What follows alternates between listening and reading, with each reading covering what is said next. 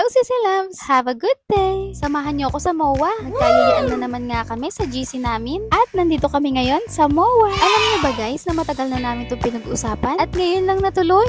Hipag ko at mga pamangkin ni Daddy Alfred yung mga kasama ko dito.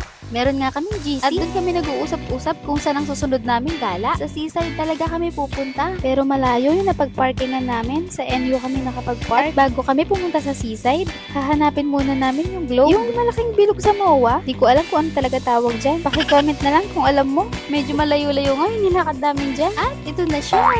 Yan si Maxine, yung videographer ko. Siya din ang nag-e-edit ng mga videos ko. Pamangkin niya ni Daddy Alfred. Sabi niya nga, i-video niya daw ako dito. Para paminsan-minsan ay maiba naman daw yung binablog ko.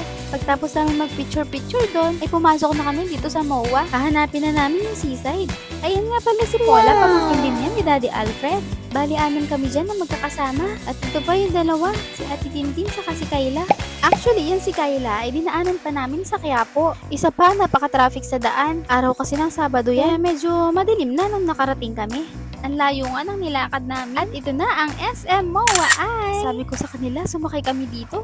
Pero ayaw nila. Gusto daw nilang kasamang sumakay dyan, ng mga jowa nila. Habang picture-picture nga sila doon, ay naglakad-lakad na nga lang ako dito mag-isa. Mga 4 PM siguro kami umalis ng Teresa. Alas 7 na kami nakarating dito, kaya sobrang traffic nga. Medyo napagod nga rin ako sa pagdadrive. Kasi nga natagalan kami sa pagsundo kay Kayla. Pero okay lang yan, masaya kasi kasama si Kayla. Kaya talagang pinilit namin siyang sunduin. At ito na nga yung seaside. Sobrang haba pala nito. At hindi na namin narating hanggang dulo. Ako nga ang nagyaya papunta dito sa Manila. Dahil gusto ko makita yung sunset dito. Sayang nga lang dahil ginabi kami. Di bali, marami pa naman next time.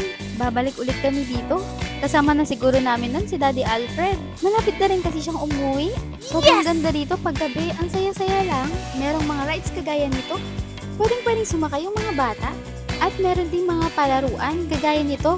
Isushoot mo lang daw dyan yung isang bola at meron ka ng papremyo. Isang stop toy na malaking malaki. Gustong gusto namin yan. Pero hindi na rin kami nag-attempt na sumali dahil baka hindi rin namin ma-shoot. Medyo mahal pa naman. At sayang lang ang pera. Kaya ang ginawa namin ay nanood na lang kami sa mga naglalaro. At syempre mga estudyante din kung mga kasama namin. At ang habol lang naman namin ay yung pamamasyal.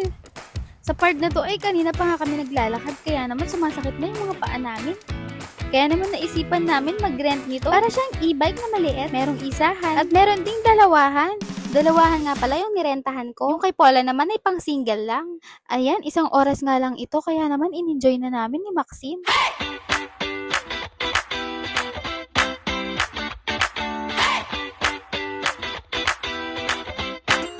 Sa part naman na ito, pabalik na kami sa mga kasama namin. Para matry din nila itong e-bike. At ayan na nga, si Ate Tintin.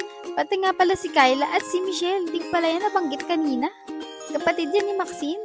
Dalawa lang silang magkapatid. At Disney princess yan ng Lomboy family. Tawan-tawa nga sila at naglolokohan. Habang nag-i-e-bike, si Kayla daw ang driver ng Disney princess. Wow. Nagutom na naman nga kami kaya bumili kami ng potato corner. Napagod na rin kami. Actually, kumain na rin kami kanina sa Burger King. Pero nagutom na lang din ulit. At ito ang mga pictures namin. Nakasend yan sa GC namin para in case na gusto namin tignan yung mga nakaraan naming gala, ay nandun lang. Alam niyo ba guys na masaya din pag meron kayong mga barkada makagaya nito para if ever na medyo stress ka, isang chat mo lang sa GC, ay go na agad sila at magiging okay ka na ulit. Napa-TikTok na nga pala ulit kami dito.